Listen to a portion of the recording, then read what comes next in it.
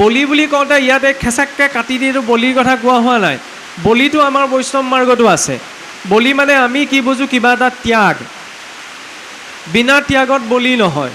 প্ৰকৃততে সেইটোৱে আছিল, কাম ক্ৰোধ লোভ মোহ প্ৰতীক। মানুহে প্ৰতীকবোৰ কাটিবলৈ লাগিলে নিজে খাব নোৱাৰে, সেইকাৰণে খায় আৰু ঈশ্বৰৰ নামতে। কি কৰিব, লোভীয়া মানুহ, খাবলৈ নাপায়, কি কৰিম। সেইকাৰণে তেনেকৈ খাবলৈ ধৰিলে। কিন্তু আচল কথাটো হ'ল কি, কাম ক্ৰোধ লোভ মোহ। ছাগলীটো মোহৰ প্ৰতীক ন, মহটো কামৰ প্ৰতীক, ক্ষমা কৰিব অহংকাৰৰ প্ৰতীক।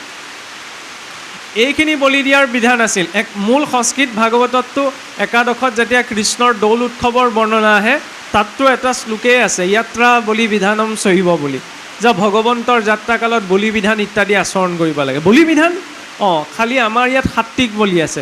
বুট মাহটো, মগুমাহ, ফুলপাহ, গছৰ পাতখিলা ছিঙি আনোতে ইহঁতকো ত্যাগ কৰা গৈছে ন, মূল অংশৰ পৰা বিচ্ছেদ কৰা গৈছে। এয়া সাত্বিক বলি। আমি ব্যৱহাৰ এইকাৰণেই নকৰোঁ কাৰণ শুনিবলৈ বেয়া লাগে, কিন্তু বলি আমাৰ বৈষ্ণৱ মাৰ্গত আছে। খালি জীৱ এটা হিংসা কৰাৰ পদ্ধতিটো বৈষ্ণৱ মাৰ্গত নাই। অকণ বিতৰ্ক কৰিবলৈ টপিক এটা লাগে নহয়, দুদিনমান চলিব লাগিব, সেইকাৰণে দি দিছোঁ আৰু মানুহবোৰ অকণ ব্যস্ত থাকিব, এই বগা পাতি মেলি, আমুকে অমুক ক'লে, তমুকে তমুক ক'লে।